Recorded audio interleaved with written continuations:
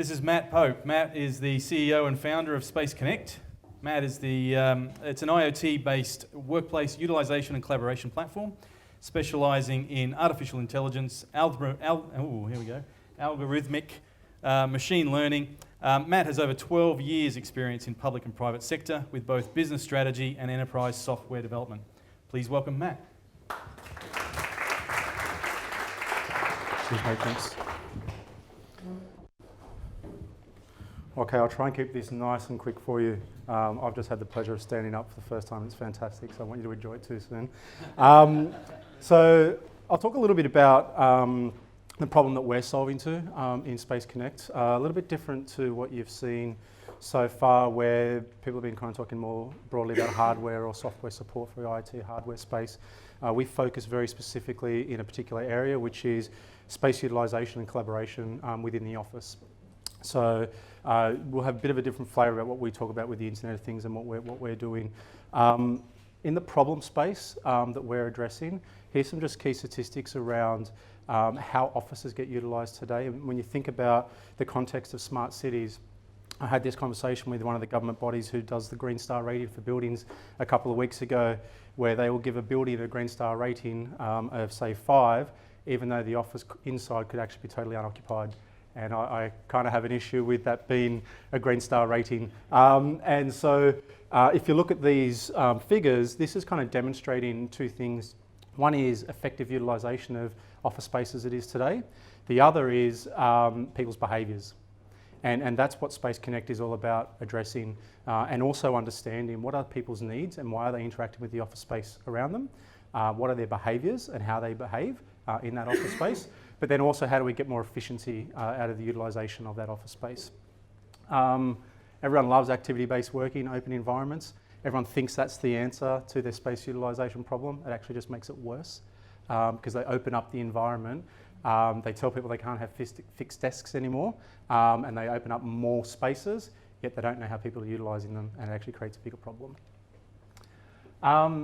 Just want to quickly talk about where we see, and particularly where I see, smart cities. And how it fits within what we're trying to do.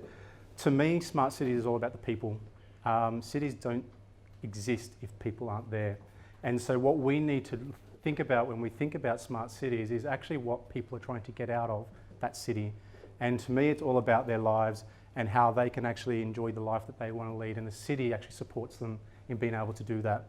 And so we look at this from the angle of how do we think about and understanding people's needs from the moment they wake up in the morning through to going in the office and going back home at the end of the night, and how we can actually support them in making their life easier in doing that. Excuse me. So this is what Space Connect is all about. So our vision, particularly within Space Connect, is how we actually enable natural office collaboration through intelligent space management. And that is the combination of sensors and the Internet of Things, understanding people's behaviours, machine learning, and artificial intelligence. And those three things combined with understanding the needs and behaviours of people is how we're driving our design principles for how we develop Space Connect. Excuse me. So fundamentally, this is the structure of how we work and operate. So we take an office space and an environment, and we place sensors around that office space, and you can pretty much put them anywhere.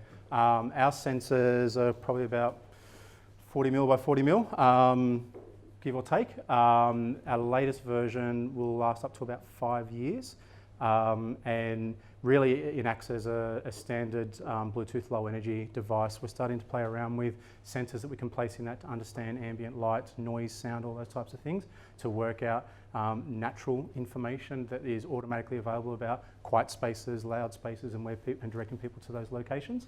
But that combined with our mobile app and our CMS platform is, at the end of the day, all that is needed for users to be able to interact with the space around them, and for property managers and HR managers to understand people's needs and the utilisation of that space.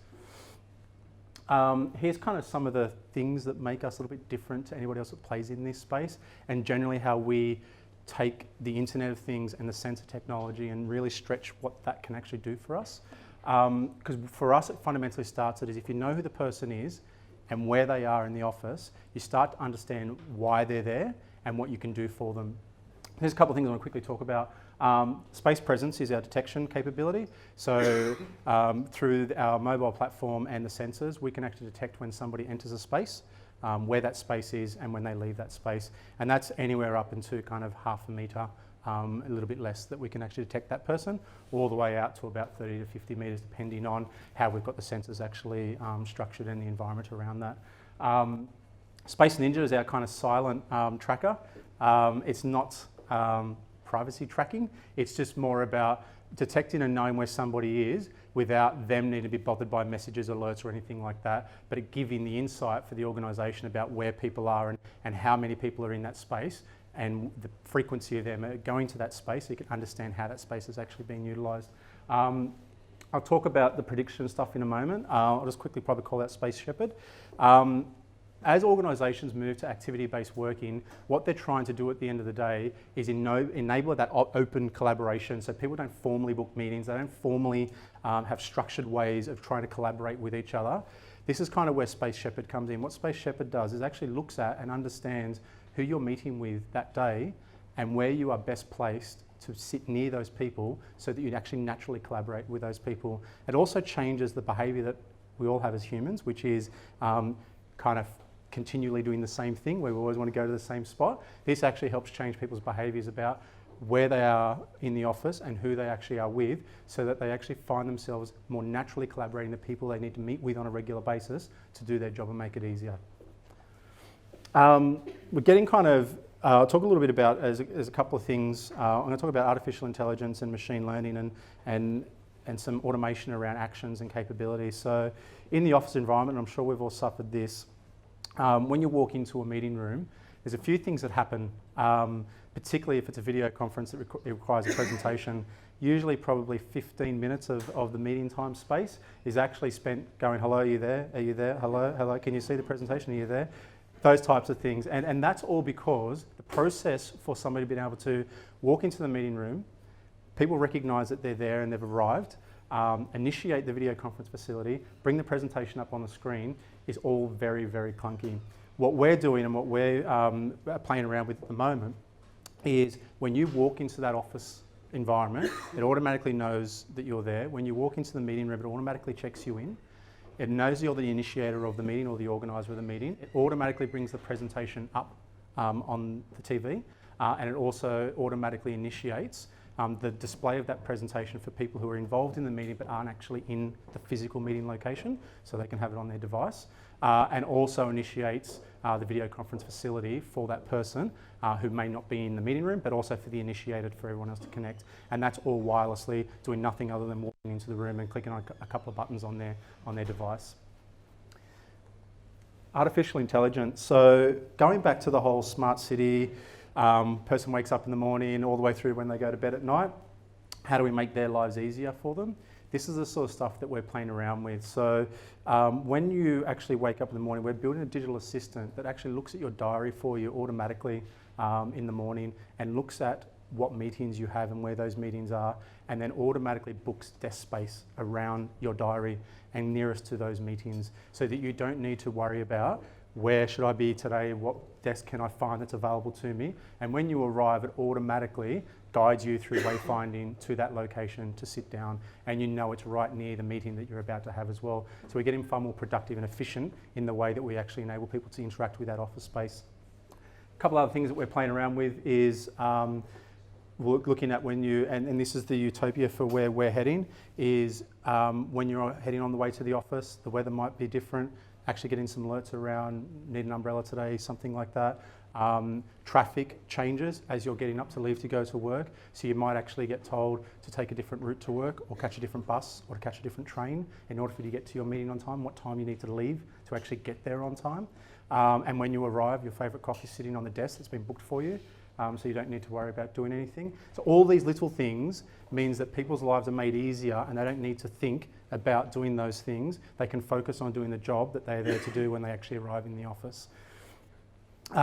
Excuse me, I'll just talk a little bit about our predictive algorithm stuff, and this really plays into the role of our property managers and getting more efficiency out of our space. So what we do with all the data we collect around how people utilise the space and their meeting rooms and their desk space is that we understand patterns and behaviours, and we don't just look at the behaviours of the people physically within the office, but we also take into consideration the environment around them.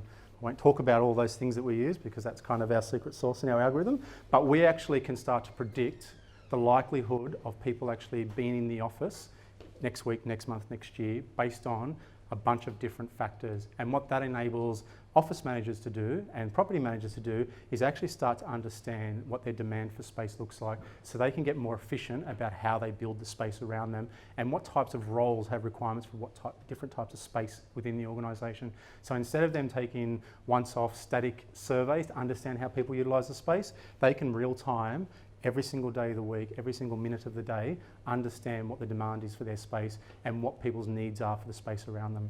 So that was kind of just giving you a bit of a flavour about what we're doing in the Internet of Things world, how we're taking the sensors that sit in the office space and really pushing that out to how we can actually connect people with their space around them and really improve the way they actually work and operate in the office space. Thanks very much for your time, everyone. Appreciate it.